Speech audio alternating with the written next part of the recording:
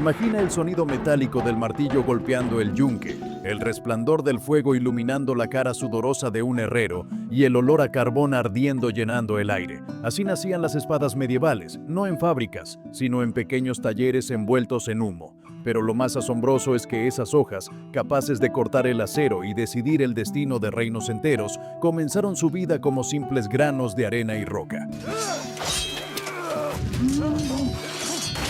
¿Cómo lograban los herreros medievales convertir algo tan común en un arma legendaria? Todo empezaba con la búsqueda del hierro, el corazón de cualquier espada. Los herreros sabían que este metal no se encontraba puro en la naturaleza. Lo extraían de una mezcla de rocas, tierra y arena conocida como mineral de hierro. A simple vista, parecía barro o grava sin valor, pero dentro de esa masa dormía el metal más preciado del mundo antiguo. Extraerlo requería fuerza, paciencia y conocimiento. Los mineros cavaban con herramientas rudimentarias, levantando toneladas de piedra hasta encontrar los fragmentos con las manchas rojizas que delataban la presencia del hierro. El mineral, sin embargo, no podía usarse directamente. Había que separar el hierro de toda esa arena y suciedad que lo rodeaba. Para lograrlo, los herreros construyeron hornos llamados bloomers o ferrerías primitivas. Estas estructuras eran pequeñas torres de piedra y barro, alimentadas con carbón vegetal y aire a presión. El secreto estaba en alcanzar temperaturas que rozaban lo imposible, más de 1500 grados. En ese calor infernal, la roca comenzaba a derretirse y el hierro más pesado se acumulaba al fondo en forma de una masa incandescente llamada flor o bloom. Suscríbete si te gusta el video, pero mantener ese fuego no era tarea sencilla. Los antiguos herreros dependían del aire para avivar las llamas y por eso muchos talleres se construían junto a ríos o arroyos. El agua movía grandes fuelles de madera que empujaban oxígeno al horno sin descanso. Sin ese aire constante, el fuego se apagaba y el mineral quedaba inutilizado. Lo curioso es que este proceso devoraba bosques enteros. Para fundir una sola carga de mineral se necesitaban montañas de carbón vegetal, lo que provocó una deforestación masiva en toda Europa medieval. Los pueblos cercanos a las ferrerías vivían envueltos en un permanente olor a humo y resina quemada. Cuando la flor de hierro emergía del horno, el herrero apenas podía tocarla. Era un bloque rugoso, lleno de impurezas, ceniza y arena fundida. A simple vista, no se parecía en nada al metal brillante de una espada, pero ahí comenzaba la verdadera alquimia del oficio. Con grandes pinzas de hierro, el herrero sacaba el bloque incandescente y lo colocaba sobre el yunque. Luego, a golpe de martillo, empezaba la purificación. Cada golpe expulsaba pequeñas chispas naranjas. Eran los restos de arena, escoria y carbón atrapados en el interior del metal. Era un espectáculo hipnótico. El fuego danzaba, los metales cantaban y con cada martillazo, la masa informe se transformaba poco a poco en algo más denso y maleable. Este proceso podía durar horas, incluso días. El herrero alternaba entre calentar y golpear una y otra vez, hasta que el bloque adquiría la textura adecuada. No había termómetros ni instrumentos de medición. Todo dependía del ojo y la experiencia. Un herrero experto sabía leer los colores del metal como si fueran palabras. El rojo cereza indicaba plasticidad, el naranja brillante, el punto exacto de trabajo, el blanco incandescente, el límite peligroso antes de que el hierro se quemara. Si el calor era insuficiente, el metal se agrietaba. Si era excesivo, se volvía frágil. Solo la práctica permitía reconocer ese equilibrio perfecto. El trabajo era brutal. Los aprendices pasaban años observando, cargando carbón, girando fuelles y sosteniendo herramientas antes de que se les permitiera tocar un martillo. En muchas aldeas, ser herrero era más que un oficio, era un privilegio casi sagrado. La gente los veía como una mezcla de magos y científicos. Tenían la capacidad de convertir la tierra en metal y el metal en herramientas, armas o armaduras. Su fuego era el centro del pueblo, el lugar donde la materia se transformaba en supervivencia. Una vez que el hierro quedaba libre de escoria, lo siguiente era darle forma. Pero antes debía convertirse en acero porque el hierro puro era demasiado blando. Una espada hecha solo de hierro se doblaría con facilidad al primer golpe. Para endurecerlo, el herrero necesitaba algo que no se veía, pero que era vital: el carbono. Este elemento, invisible a los ojos, se encontraba en el carbón vegetal que alimentaba el fuego. La magia ocurría cuando el hierro absorbía pequeñas cantidades de ese carbono. Esa fusión cambiaba su estructura y lo convertía en acero, un material más fuerte, más elástico y capaz de mantener un filo cortante. El proceso, conocido como carburización, requería una paciencia sobrehumana. El herrero envolvía las barras de hierro con polvo de carbón y las encerraba en recipientes de arcilla sellados. Luego las introducía en el horno durante días enteros. El carbono penetraba lentamente el metal, transformándolo desde dentro. Nadie sabía exactamente por qué funcionaba, pero los herreros aprendieron a reconocer el resultado con una simple prueba: el color de las chispas. Cuando golpeaban el metal, las chispas del acero bien carburizado eran brillantes y vivas, como pequeñas estrellas que explotaban. Era la señal de que el hierro se había vuelto fuerte y listo para convertirse en espada. De aquel proceso nacía un material tan valioso que los reyes lo custodiaban como si fuera oro. El acero era la vida misma para los guerreros medievales. Sin él, las armaduras serían de cuero y las espadas inofensivas. Gracias a esos herreros que dominaban el fuego y la arena, Europa cambió para siempre. Y lo más impresionante es que lo hicieron sin comprender la ciencia moderna, solo guiados por la observación, el instinto y una voluntad indestructible. Cuando el herrero sacaba el acero del horno, no veía un simple metal. Veía el resultado de su paciencia, su fuerza y su lucha contra los elementos. En aquel momento, la arena dejaba de ser polvo inerte y se convertía en el alma de una espada que, algún día, decidiría la historia en manos de un caballero. El acero recién creado todavía no era una espada, era apenas una barra oscura y sin forma, el esqueleto de algo mucho más grande. Para transformarla en una hoja capaz de partir el hierro y resistir el combate, el herrero debía someterla a un ritual de fuego y martillo que exigía fuerza, precisión y un conocimiento transmitido por generaciones. Cada golpe era una conversación con el metal. El herrero no trabajaba contra la materia, sino con ella. Calentaba la barra hasta que se tornaba de un color rojo anaranjado y luego la golpeaba sobre el yunque con ritmo constante. El sonido era inconfundible, el eco de un martillo que, con paciencia infinita, domaba el hierro. El metal chispeaba y soltaba pequeñas escamas negras, conocidas como cascarilla, restos de impurezas que se desprendían con cada impacto. Este ciclo se repetía una y otra vez, durante horas interminables. El objetivo era eliminar las debilidades internas del acero. Cada golpe comprimía las fibras metálicas, expulsando grietas invisibles y burbujas de aire que podían partir una espada en pleno combate. El proceso se llamaba forjado y era el corazón del trabajo del herrero. Con cada martillazo, el metal se volvía más denso, más resistente y empezaba a tomar la forma de una hoja. Era un ejercicio de precisión absoluta. Si golpeaba demasiado fuerte, el acero podía fracturarse. Si lo hacía con poca intensidad, no se compactaba correctamente. La frontera entre el éxito y el desastre era delgada como el filo que más tarde tallaría. El control del calor era igual de vital. El herrero no tenía termómetros, solo su vista. El color del acero le revelaba su estado. Un tono cereza significaba que estaba listo para moldearse. Un naranja brillante indicaba el punto óptimo. Un blanco resplandeciente era señal de peligro, el momento en que el metal empezaba a quemarse y perder su alma. Todo se hacía a ojo y por experiencia. Un error de pocos segundos podía convertir meses de trabajo en un montón de chatarra. El proceso también era agotador. Los herreros trabajaban durante horas sin descanso, empapados en sudor, rodeados de chispas que saltaban como luciérnagas encendidas. Las fraguas olían a carbón, metal caliente y grasa quemada. El calor era tan intenso que, en algunos talleres, los aprendices debían rociar agua en las paredes para evitar que el barro se agrietara. El ruido era constante, el rugido del fuego, el golpe del martillo, el silbido del aire entrando por los fuelles. Era un infierno controlado donde la voluntad humana domaba los elementos. A medida que la barra tomaba forma, el herrero empezaba a darle identidad. No todas las espadas eran iguales. Algunas estaban destinadas a cortar, otras a resistir. Las de filo largo requerían un acero más duro, las de hoja ancha, un equilibrio entre flexibilidad y fuerza. Para lograrlo, los herreros desarrollaron una técnica legendaria, el laminado o soldadura por capas. Consistía en doblar el acero sobre sí mismo una y otra vez, golpeándolo hasta que las capas quedaban fusionadas. En algunos casos, se hacían decenas de dobleces. Este método no solo eliminaba las imperfecciones, sino que también creaba una estructura interna en forma de láminas que fortalecía el metal. Al pulirse, esas capas revelaban patrones ondulados, como ríos de fuego solidificado. Era una mezcla de arte y ciencia. Años más tarde, los japoneses perfeccionarían este principio en la creación de las katanas, pero sus raíces estaban en las fraguas medievales de Europa. Algunos herreros llevaron la técnica aún más lejos. En lugar de usar un solo tipo de acero, combinaron varios. Los aceros más duros se mezclaban con otros más blandos, logrando una hoja que podía resistir impactos sin romperse y al mismo tiempo mantener un filo letal. Era el origen de la llamada soldadura de patrón, una práctica que dio lugar a las espadas más bellas y temidas de la historia. Las hojas resultantes mostraban dibujos naturales como serpientes, olas o llamas.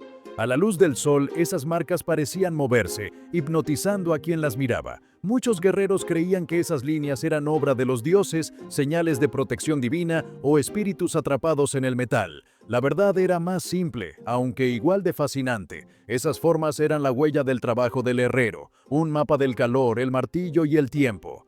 Cada línea contaba una historia, las horas pasadas frente al fuego, las fallas corregidas, los golpes que dieron vida a la espada. Ninguna hoja era igual a otra, ni siquiera entre las forjadas por el mismo maestro. Y cuando la barra finalmente adquiría la forma de una espada, larga, delgada y simétrica, el trabajo aún estaba lejos de terminar.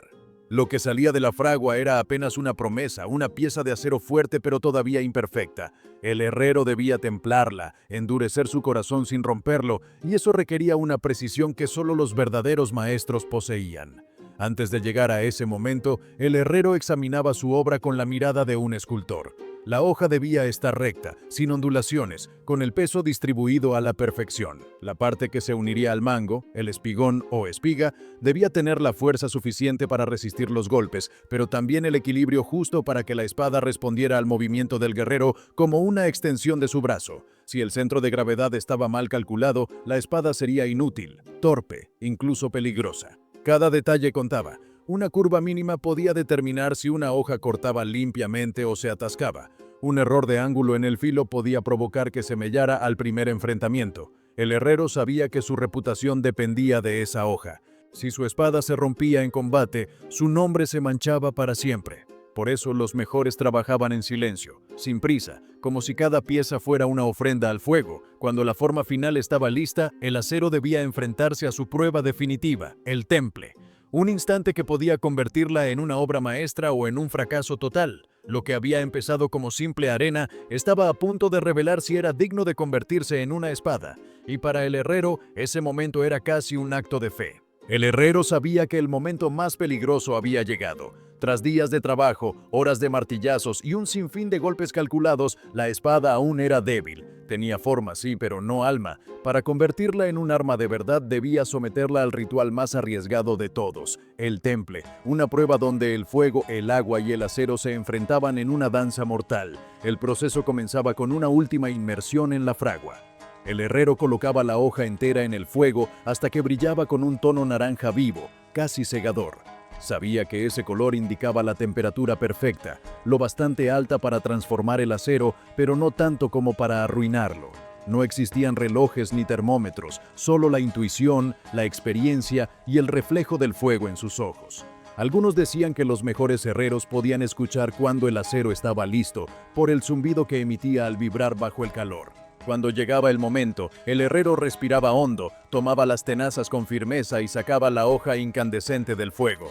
El metal chispeaba, lanzando destellos que iluminaban el taller como si fueran relámpagos. Entonces, en un movimiento rápido y preciso, la sumergía en una tina de aceite o de agua fría. El contacto provocaba una explosión de vapor, un rugido que llenaba el aire. Las llamas saltaban y el agua burbujeaba furiosa. Era un instante de puro riesgo.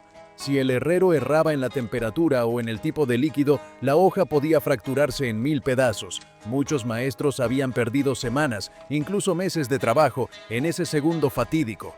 De 10 espadas templadas, una podía romperse. El sonido del metal quebrándose era inconfundible, un chasquido seco que hacía temblar hasta al más experimentado. Sin embargo, cuando el proceso salía bien, el acero cambiaba su estructura interna. Se volvía más duro que cualquier piedra, capaz de mantener un filo tan fino que podía cortar un cabello. Los herreros llamaban a ese instante el canto del hierro, porque una hoja bien templada emitía un sonido distinto, un timbre claro y prolongado, como si el metal cantara. Era la voz del éxito. Pero el acero recién templado tenía un problema. Su dureza extrema lo hacía quebradizo. Una espada así podía cortar una armadura, sí, pero también podía romperse al primer golpe mal dado. Era fuerte pero sin flexibilidad. Por eso, el herrero debía realizar un segundo proceso igual de importante, el revenido o templado final. A diferencia del primer temple, esta vez el calor debía ser suave. El herrero volvía a calentar la hoja, pero no hasta que se pusiera naranja. La observaba con cuidado mientras cambiaba de color, pasando del dorado al azul, como si el acero se tiñera con los tonos del amanecer. Cada color indicaba una temperatura diferente y con ella una propiedad distinta. Un amarillo pajizo era perfecto para las espadas. Conservaba la dureza, pero añadía la elasticidad necesaria para soportar los golpes. El secreto estaba en detenerse justo en el punto exacto. Un exceso de calor y la espada se ablandaba. Un poco menos y seguía frágil. Solo los maestros sabían reconocer ese equilibrio. Algunos decían que podían oler el momento preciso. Otros juraban que lo sentían en las manos como si el acero respirara. No había fórmulas escritas, solo una conexión entre el herrero y su creación, entre el hombre y el metal. Una vez completado el revenido, la hoja debía ser probada. El herrero la presionaba contra el yunque y la doblaba ligeramente. Si el acero era bueno, la espada se curvaba y regresaba a su forma original sin deformarse. Si quedaba torcida, era un fracaso. Si se partía, era el fin. Las mejores hojas podían doblarse casi 30 grados sin romperse, una hazaña impensable para quienes no conocían los secretos del fuego. A partir de ese momento, la espada ya tenía alma. Su estructura era dura en el filo, flexible en el cuerpo y firme en la espiga, pero aún le faltaba belleza. El trabajo del herrero no terminaba con la fuerza, debía pulir, afilar y equilibrar la hoja hasta convertirla en una obra de arte. El acero salía del fuego cubierto de escamas oscuras y cicatrices del martillo.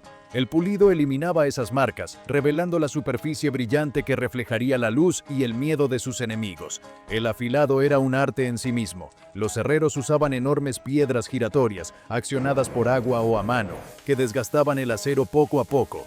Cada pasada debía hacerse con precisión milimétrica, un movimiento en falso y el filo se arruinaba para siempre. El sonido del metal deslizándose sobre la piedra era casi hipnótico, una melodía que llenaba el taller con el eco del trabajo bien hecho. Con el tiempo, el acero comenzaba a brillar como un espejo. En las espadas más finas, el pulido dejaba ver los patrones internos del metal, las líneas ondulantes que narraban su historia. Eran las huellas de las capas forjadas y dobladas una y otra vez, como venas dentro del acero. Los guerreros las consideraban señales de poder y algunos creían que esas líneas encerraban espíritus protectores. Para los herreros, en cambio, eran la firma invisible de su esfuerzo, la prueba de que habían dominado el fuego. Cada espada terminada era única, ninguna otra tenía exactamente el mismo equilibrio, peso o textura. Y aunque los talleres más grandes producían muchas armas, solo unas pocas alcanzaban la perfección.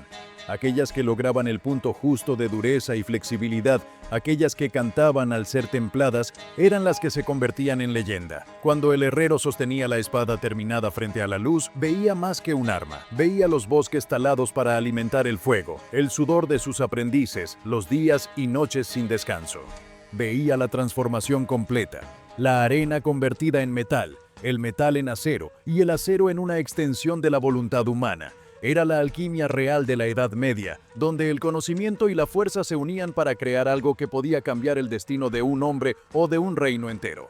Pero aún faltaba un último detalle. La espada debía convertirse en una herramienta de guerra, lista para empuñarse, y eso significaba dotarla de un mango, una guarda y un equilibrio perfecto. Solo entonces el acero, nacido del fuego y la tierra, estaría realmente completo. Con la hoja ya templada y reluciente, el herrero sabía que su creación aún no estaba completa. Una espada sin empuñadura era como un cuerpo sin corazón. Faltaba el equilibrio, la comodidad y la unión entre el acero y el guerrero que la blandiría. En esa etapa final, el taller se transformaba de un campo de batalla entre fuego y martillo a un santuario de precisión y detalle. Era el momento de darle alma humana al metal. El primer paso era el montaje del mango, o empuñadura. La parte inferior de la hoja, conocida como espiga, se insertaba dentro de un bloque de madera tallado a mano. Los herreros elegían maderas densas, como el roble o el nogal, capaces de resistir el peso y la presión del combate. Sobre esa base se colocaban láminas de cuero o alambre de bronce trenzado, que no solo ofrecían un agarre firme, sino que absorbían el sudor del guerrero. Cada espada debía adaptarse a la mano de su dueño, demasiado gruesa y sería torpe, demasiado delgada y se escaparía en plena batalla. Por eso los mejores herreros medían el equilibrio con una precisión casi instintiva, ajustando el peso hasta que el arma respondiera como una extensión del brazo. Luego venía la guarda, la pieza de hierro que protegía la mano del enemigo. No era un adorno. Si una espada enemiga deslizaba su filo por la hoja, la guarda detenía el golpe justo antes de alcanzar los dedos. Su forma variaba según el estilo de combate, recta, en cruz o curvada hacia adelante, como las de los caballeros del norte. Forjarla requería tanto arte como ciencia. Debía ser lo bastante sólida para resistir un impacto, pero ligera para no desequilibrar el arma. El herrero la ajustaba al milímetro, limando y martillando hasta que encajara con la espiga sin dejar espacio alguno. Cada unión era sellada con remaches de acero o resina, porque en el campo de batalla no había margen de error. Finalmente, el pomo coronaba la empuñadura. Este pequeño bloque de metal, situado en el extremo, servía para contrapesar el peso de la hoja y permitir movimientos rápidos. Muchos lo consideraban un símbolo de estatus. Los nobles pedían que se decorara con gemas, grabados o símbolos familiares. Pero para el herrero, el pomo era algo más importante. Era el punto donde la espada alcanzaba su equilibrio perfecto. Un simple error en su peso podía convertir una obra maestra en una herramienta inútil. Para lograrlo, el maestro colocaba la espada sobre un dedo en el centro del taller. Si la hoja quedaba perfectamente horizontal, sabía que había alcanzado la armonía entre forma y función. Con todas las piezas unidas, llegaba el último acto, el pulido final. El herrero usaba piedras de afilar cada vez más finas, hasta que el acero reflejaba la luz como un espejo. Era un trabajo lento, casi meditativo. Las marcas del martillo desaparecían una a una, revelando las líneas internas del metal, los patrones que contaban su historia. Algunos reflejaban olas, otros serpientes o remolinos. Cada espada tenía un alma visible en esas formas. Muchos guerreros creían que los herreros les daban vida real al metal, que su respiración y su sudor quedaban atrapados en la hoja. Quizá no estaban del todo equivocados. Cuando el filo quedaba perfecto, el herrero lo probaba con rituales que rozaban lo ceremonial. Algunos cortaban una cuerda colgante, otros dejaban caer un trozo de seda sobre el filo. Si la tela se partía al contacto, el acero estaba listo. Otros más prácticos usaban trozos de cuero, hueso o incluso láminas de hierro. Si la espada resistía todas esas pruebas sin mellarse, se consideraba digna del combate. Pero si fallaba, volvía al fuego. En los talleres medievales no existía la mediocridad. Una espada era perfecta o no merecía llamarse espada. Los últimos toques eran estéticos pero también simbólicos. El herrero grababa su marca en la base de la hoja, una pequeña firma que garantizaba su origen y su calidad. Algunos añadían inscripciones en latín o frases de protección. En los reinos del norte era común que se forjaran cruces o runas sobre el acero, como amuletos contra la muerte. Cada marca representaba una promesa, la de que la espada protegería la vida de su portador, pero también exigiría respeto. Para muchos caballeros, recibir una espada era un acto sagrado, casi un bautismo. El acero, templado en fuego, simbolizaba el deber, el honor y la eternidad. Y así, lo que comenzó como polvo y arena se transformaba en una herramienta capaz de decidir el destino de imperios. El hierro extraído de las montañas, purificado en el fuego, moldeado con paciencia y sellado con sudor, se convertía en la prolongación de la voluntad humana. Ningún material representó mejor el poder del hombre sobre la naturaleza que el acero forjado por los herreros medievales. Cada espada era una historia condensada en 3 pies de metal, el trabajo de los bosques que ardieron para producir carbón, de los ríos que movieron los fuelles y de las manos que aprendieron a leer el fuego. Los guerreros que empuñaban estas espadas rara vez comprendían todo lo que había detrás de ellas. Para ellos eran armas, para los herreros eran milagros, porque, en esencia, convertir la arena en acero era un acto de creación pura, una hazaña que rozaba lo divino. En el interior de cada hoja dormía la historia de la tierra misma, roca convertida en fuego, fuego en metal y metal en gloria. Cuando el herrero apagaba su fragua y el humo se disipaba, quedaba el silencio. Solo entonces podía mirar su obra terminada, brillante bajo la luz del amanecer. y sabía que, en ese trozo de acero, había encerrado algo más que fuerza. Había encerrado siglos de conocimiento, sacrificio y arte. Así era como los herreros medievales, con nada más que fuego, martillo y fe, lograban el milagro de convertir la arena en espadas.